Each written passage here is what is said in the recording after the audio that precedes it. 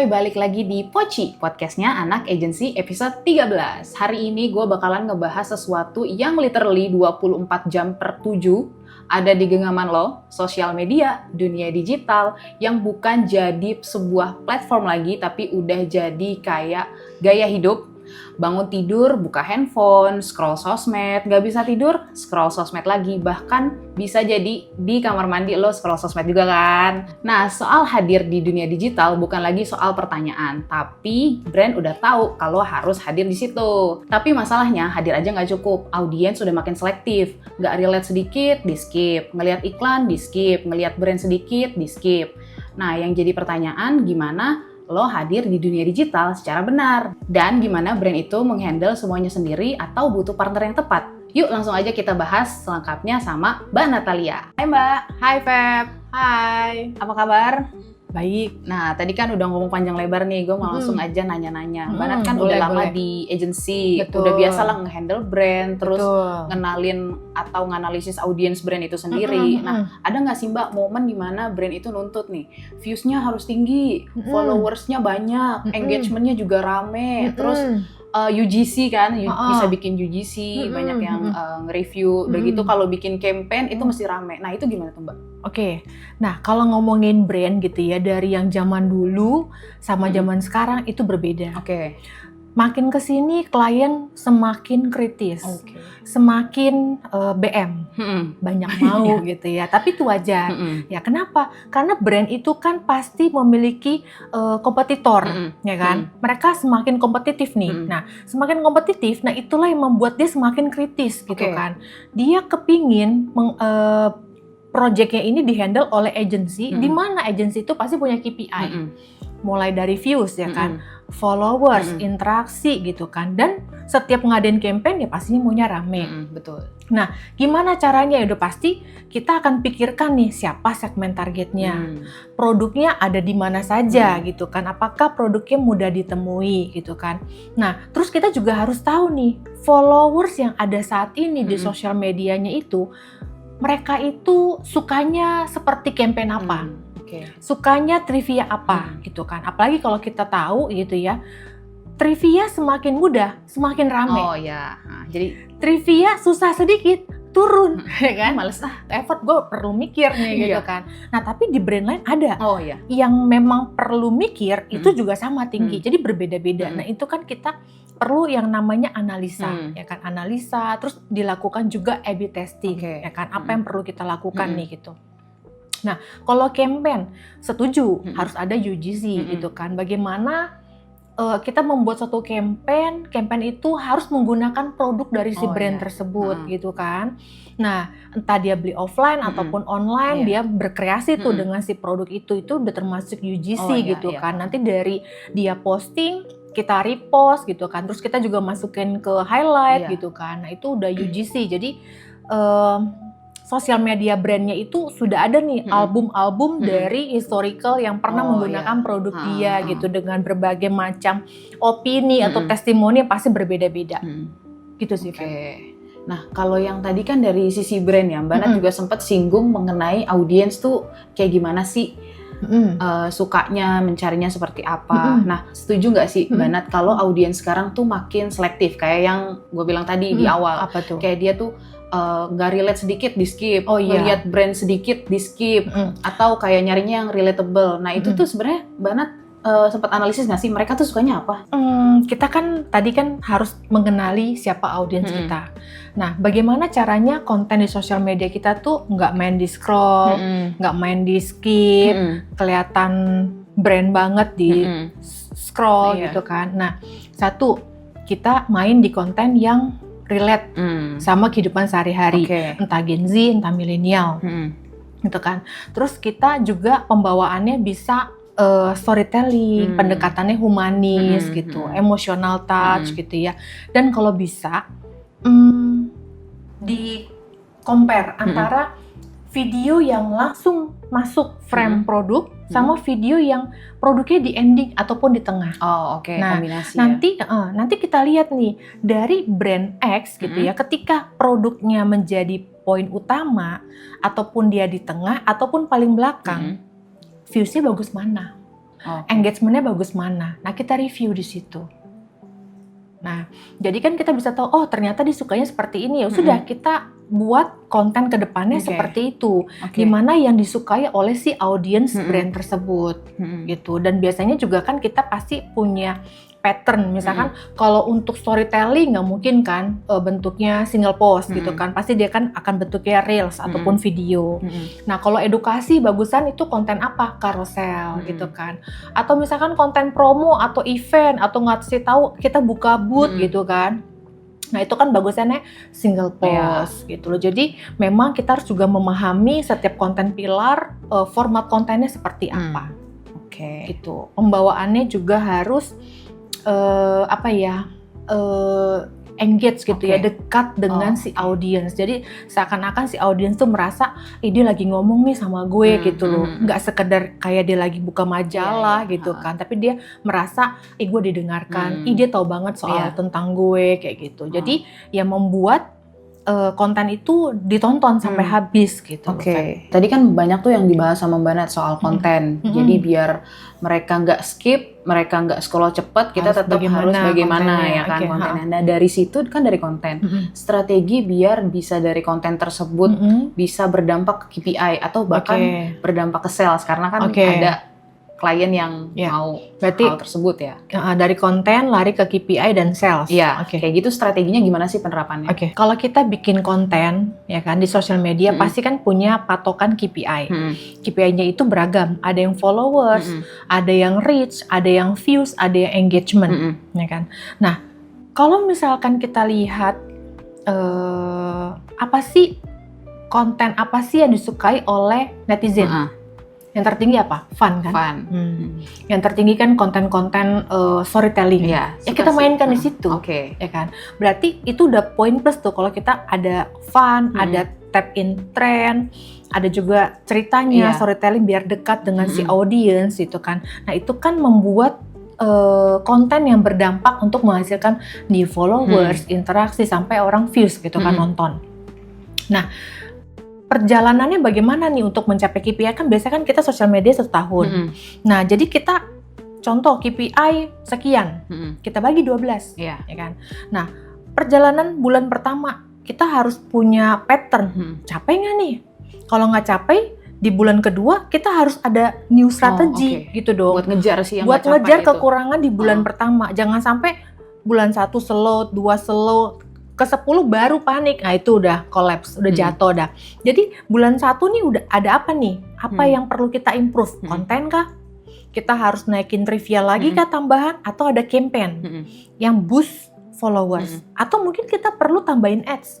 Atau perlu kita mesti collab dengan brand lain gitu kan? Supaya kita nebeng nih, nebeng naik gitu kan? Ya, gitu. Jadi itu yang perlu kita lakukan secara konsisten. Per bulan kita review apa yang perlu dilakukan, improvisasi dan apa yang tetap kita jalankan karena itu udah works gitu kan. Evaluasi lah ya. Evaluasi, betul. Nah, itu untuk KPI. Kalau untuk sales, baiknya ya pasti setiap brand ada ya di Tokopedia, di Shopee, sepertinya mereka sudah ada gitu kan. Bahkan mungkin ada brand-brand yang memang mereka fokus punya online sendiri gitu loh. Website e-commerce sendiri yang mereka live sendiri gitu. Biasanya ada yang sudah seperti itu zamannya sekarang. Nah, terus pesannya gimana kalau untuk ke sales? Mungkin kalau memang tujuan dia adalah hard selling, kita perlu misalkan nambahin ads, klik tuh Tokopedia, ya kan? Klik tuh Shopee gitu kan. Jadi dari si konten itu gitu, kita naikkan ads gitu kan. Memang directnya ke penjualan ya? Directnya ke penjualan, betul. Nah, biasanya sih sosial media kalau untuk sales biasanya kita di tahun pertama kita udah review, di tahun kedua biasanya kita maju lagi untuk pitching. Kita akan memberikan suggestion nih, contoh, ini untuk meningkatkan sales, pasti kan kita mikirin juga dari segi brand untuk bertumbuh tuh bagaimana gitu kan. Brand bertumbuh, agensi hidup gitu kan. Nah jadi kita membantu bagaimana brand ini bisa terus bertumbuh. Contoh misalkan ada suatu brand gitu kan, dia packagingnya itu besar gitu ya, 800 gram gitu. Nah kita memberikan suggestion, ini kompetitor sudah ada loh yang 200 gram, 450 gram dan mereka sudah ada di Indomaret, Alfamart. Jadi dari rumah keluar sedikit Indomaret ya kan, jalan sedikit Alfamart, itu kan mudah ditemui. Nah itu kan menjadi suatu inovasi di mana bisa dengan mudah ditemukan oleh netizen, oleh audiens gitu kan. Dan mungkin kalau audiens yang pengen coba-coba dengan gram yang lebih kecil kan dia merasa oke nih, worth it nih gue coba gitu. Kalau cocok gue bisa beli yang packaging besar gitu sih. Jadi kita pasti memberikan info ke klien gitu ya. Baiknya nih seperti apa dari segi produk, dari segi pendistribusian, bahkan dari segi oke nih ini cocok nih seperti kita collab dengan brand apa, atau kita melakukan campaign offline seperti apa untuk lebih meraih lebih banyak spread awareness kayak gitu. Gitu sih Feb. Kalau untuk ke sales ya. Nah itu kan kalau misalkan dari ketika sudah di-review kan, dari sudut pandang agency ini udah nge-review dan lain-lain. Nah tapi sebenarnya bisa nggak sih brand itu ngelakuin sendiri in-house lah ya kalau bahasanya? In-house ya. Oke, bisa apa tidak? Jawabannya bisa. Nah, cuman kan bisa nggak bisa itu pasti ada plus minus ya kan. Contoh, kalau pakai agency minusnya pasti ada pengeluaran budget gitu kan. Nah, tapi kalau misalkan in-house bisa, tapi masalahnya kalau in-house menurut gue juga pribadi SDM-nya pasti mahal ya. Harus. Ya kan? Karena gini, contoh nih, suatu brand dia butuh tim sosmed sendiri. Dia harus hire anak sosmed kan, anak konten. Itu pertama. Kedua, dia harus hire anak desainer. Ada nggak anak sosmed bisa desain? Ada, tapi biasanya bisanya levelnya di Canva. Standar lah ya. Standar lah ya gitu kan. Nah, jadi satu sosmed, satu desainer. Video editor mungkin. Nah, video editor anggaplah desainer bisa ngedit video gitu, anggaplah. Nah, terus yang mikirin konsep siapa? Butuh kan? Iya, ya betul. Kan? Creative director atau art director yang mikirin creative konsep atau digital strategist, hire orang lagi. Terus siapa lagi? Contoh misalkan yang tadi Mbak bilang. Betul, yang jalanin ads ya kan. Minimal 4 orang ya kan. Nah, di antara 4 orang ini mereka kan saling berkolaborasi. Nah, dari segi brand juga kan harus improve. Harus monitoring secara detail, harus memberikan approval dari konsep, planning budget gitu kan, eksekusi bagaimana. Jadi brand ini benar-benar harus bekerja keras dengan timnya untuk bisa mencapai goals bersama. Itu sih kalau menurut gue, bisa ya bisa. Nah kalau pakai, satu lagi, kita hire 4 orang. Sosmed, desainer, digital strategist, sama misalkan tadi yang ads. Orang pasang ads. Nah keempat ini, apakah mereka adalah orang yang expert atau middle atau yang baru? Gak bisa pakai yang baru. Ya dong, mereka harus belajar sama siapa. Ya kan? Jadi minimal harus orang yang sudah berkompeten. Minimal berapa lama? Mungkin 2 tahun, 3 tahun, 4 tahun. Salary-nya udah pasti lebih besar. Nah, tapi kalau misalkan kita pakai agency, ya kan, brand tinggal ngebrief. Kasih tahu gue mau kayak gini. KPI gue mau kayak gini, ya kan? Dia tinggal ngapain? Tinggal mikirin inovasi produk, tinggal mikirin distribusi, ya kan? Terus tinggal bertanya ke agency, mana konsepnya? Eksekusinya bagaimana? Kenapa KPI-nya begini? Gue maunya kayak gini. Ya kan? Benar juga gitu. sih. Jadi kita yang sebagai agensi itu kita yang mikirin bagaimana ya kita bisa menjalankan campaign ini bisa capai KPI ini. Gitu. Gitu sih, Feb. Kalau menurut gue. Benar juga sih. Tapi selain agensi ngasih apa yang bisa capai KPI juga kan agensi ngelakuin evaluasi juga dong untuk kebaikan si brand itu kan. Betul. Setiap kali campaign pasti kita akan lakukan analisa performa kan dari yang sudah kita jalani ke depan, apa nih yang perlu kita lakukan improvisasi, apa yang sudah baik seperti itu. Itu kan jadi pelajaran buat next campaign. Gitu sih, Feb. Memang kelihatannya kalau dijelasin tadi, ya udah rekrut aja, 4 orang lah ya. Rekrut orang nih kecil lah gitu ya. Ya gajinya sekian. Tapi kan cuman ada di dalamnya lagi begitu ngejelasin, begitu implementasiin itu kan ada beberapa yang memang kompleks ya. Kayak tadi kontennya kayak gimana, terus tap in juga harus editing sekarang kan ada tren-trennya juga kan. Soundnya juga harus tahu yang trennya apa gitu. Jadi sebenarnya kompleks juga daripada ya brand fokusnya kepecah-pecah, ada digital agency nih yang mikirin semuanya itu kayak gitu. Nah biasanya juga kan digital agency pasti punya pengalaman yang cukup besar. Gak cuman brand obat, mungkin dia juga ada brand manufacturing, terus F&B ada kali ya? F&B gitu loh. Jadi beragam. Mungkin yang bikin nilai plusnya adalah ketika ada di agency kita bisa ngelihat sudut pandangnya macam-macam nih dari berbagai brand. Angle-nya jadi luas. Iya, ya kan? Oh, ternyata kalau misalkan KPI-nya mau begini, kita udah tahu nih. Kalau misalkan kita ambil begini untuk brand ini, ntar begini. Kalau begini, ntar begini gitu kan. Lebih luas. Iya. Betul ya. Jadi kolaborasinya juga makin luas kali ya. Iya, betul. Oke. Itu sih perbedaannya ya. Mungkin nggak nampak. Mungkin nggak nampak karena kan nggak kelihatan. Kita berjalan, contohnya kita anak agensi, kan di belakang kita nggak ada brand-brand gitu kan, nggak nyangkut, nggak kelihatan. Tapi kan pengalaman tidak bisa bohong gitu ya. Pengalaman itu pasti akan terlihat gitu sih. Nah, dari yang udah kita bahas tadi, gimana sih caranya brand buat nemuin agensi yang tepat dan dari situ bisa menerapkan strategi yang sesuai dengan KPI brandnya? Biasanya sih brand itu sudah punya channel mungkin ya, ataupun dia mungkin mencari by keyword searching gitu kan, based on apa keywordnya yang mereka mau cari. Nah, anggaplah art digital masuk nih dalam pitchingan tersebut. Nah, sebenarnya kalau dari segi brand gitu ya, baiknya sih dia pertama kan melakukan pitching dong. Pitching semua di brief sama rata. Nah, nanti baiknya brand mereview tuh konsep yang diajukan dari setiap agensi. Pertama mungkin penilaiannya dari segi konsep, terus diestimasikan apakah kira-kira implementasinya akan baik nih berjalannya, sambil brand juga mereview mungkin karya-karya dari si agensi tersebut gitu kan, pernah handle brand apa, lalu bagaimana success story-nya gitu ya.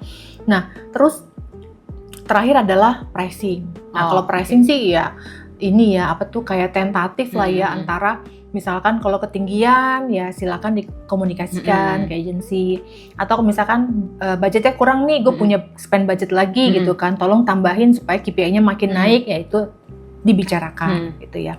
Nah, kalau dari segi agensi art digital pastinya kalau terima brief dari klien pasti kan kita siapkan pitch deck-nya kan. Pitch deck-nya itu mulai dari kita analisa dulu nih. Analisa brandnya, ya kan, pangsa pasarnya, kompetitornya, terus bagaimana brand sudah beredar di sosial media gitu kan, apa sih value-nya, masalahnya, apa yang perlu diperbaiki gitu kan, komunikasinya. Lalu dari sini kita baru menyimpulkan big idea. Berarti analisa dulu yang deep, baru bisa dapat strateginya kayak apa? Big idenya apa, lalu turunin ke konten pilar, turunin ke mood board, ya kan, stylenya, terus lalu ya kita buatkan sampel konten, campaign, mungkin juga ada collab, entah komunitas, entah kita collab sama KOL gitu kan. Dari situ ya kita bisa patok apa aja yang perlu kita lakukan based on KPI dari klien, KPI brand gitu. Gitu sih Feb intinya. Nah, tadi penjelasan kan panjang nih soalnya plus minus, soal handle brand. Nah, last question nih Mbak Nat. Kalau misalkan ada terakhir ada brand atau founder nih yang lagi nonton, terus mereka berpikir digital gue udah jalan kok, tapi kok rasanya masih di sini-sini aja ya. Ada nggak hal yang mau Mbak Nat omongin? Cuman mau bilang kontak art digital sekarang. Kontak di mana kontaknya? Di mana Feb? Kasih tahu. Kontaknya, nah yang tadi kata Mbak Nat bilang, kontak art digital sekarang kalau misalkan para brand manager, brand eksekutif, marketing, ataupun founder, itu kalau misalkan mau kontak langsung aja ke sosial medianya Art Digital, ada di @digital_id, ada di Instagram, Facebook, TikTok, YouTube, di LinkedIn juga ada. Kalau misalkan mau cek portofolio ataupun services ada itu di bisa website. langsung di website www.artdigital.co.id.